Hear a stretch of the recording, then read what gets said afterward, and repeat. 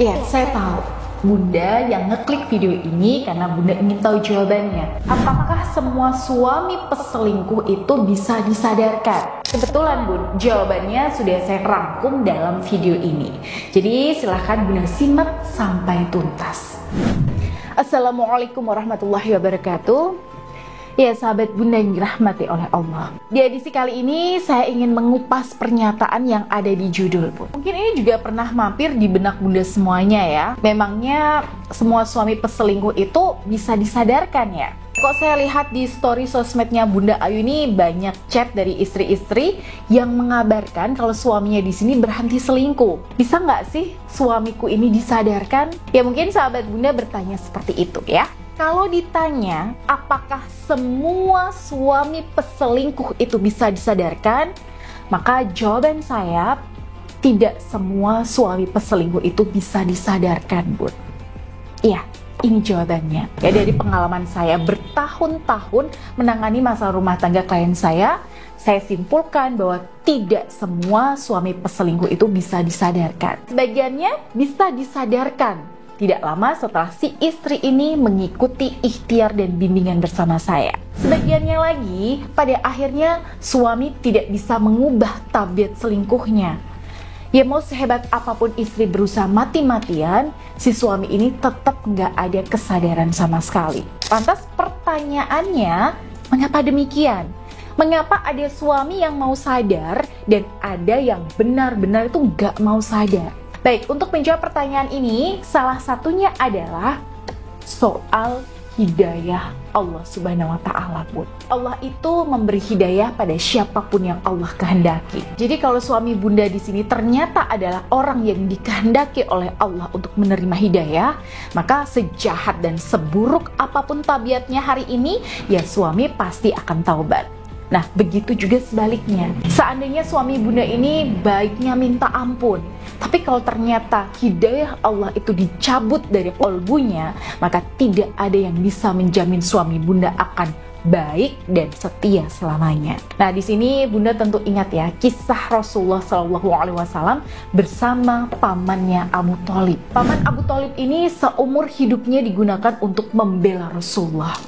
Apapun dia lakukan demi melindungi keponakannya dari teror dan serangan kaum kafir Quraisy. Tapi hingga saat ajalnya tiba, Abu Thalib tetap berpegang teguh pada agama nenek moyang dan tidak mau beriman sama sekali.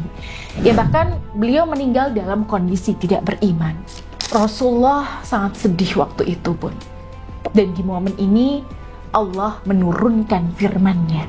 Sesungguhnya kamu, wahai Muhammad, tidak sanggup memberikan hidayah atau petunjuk kepada orang-orang yang kamu cintai.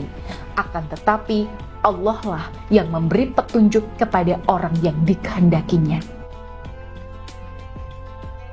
Bunda bisa bayangkan ya, seorang Rasulullah, seorang Nabi, Rasul terbaik, termulia, dan tersuci pun itu tidak bisa mengatur agar hidayah itu hadir kepada pamannya tercinta. Jadi bisa dibilang bahwa hidayah itu ya mutlak hak prerogatif Allah. Jadi ada faktor campur tangan Allah di sini. Lantas apakah itu berlaku juga untuk ikhtiar kita menyadarkan suami-suami yang selingkuh? Ya, tentu saja Bunda. Memang ada klien-klien saya yang suaminya diberikan hidayah oleh Allah Subhanahu wa Ta'ala. Dan jumlahnya juga tidak sedikit ya.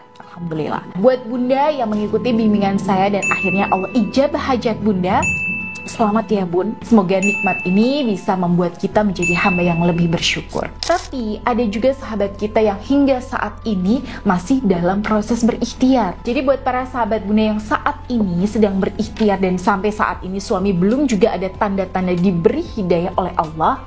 Nah di sini Bunda jangan berkecil hati, karena bisa jadi ada hikmah yang tersembunyi yang Allah titipkan lewat ujian yang Bunda emban hari ini. Ya, bisa jadi Bun, memang belum waktunya Allah berikan kabar gembira ini untuk Bunda. Karena bisa jadi Allah di sini ingin Bunda menjadi hamba yang jauh lebih baik, lebih tegar, lebih kuat, dan lebih dekat lagi sama Allah. Mungkin Allah masih ingin bermesraan nih sama Bunda.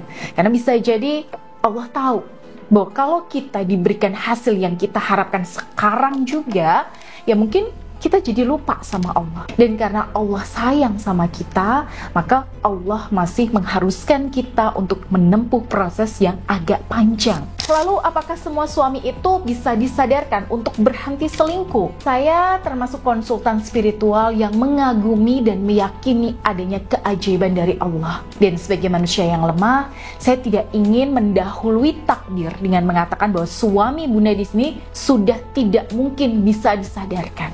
Tidak, Bun. Menurut saya, hanya orang-orang sombong yang berani menutup harapan akan pintu taubatnya seseorang. Maka jawaban saya, selain soal hidayah, adalah semua suami pasti bisa diikhtiarkan untuk sadar. Dan bagi saya, siapapun yang terjatuh dalam lumpur kemaksiatan, itu wajib untuk kita tolong. Siapapun yang larut dalam kubangan dosa, wajib diselamatkan.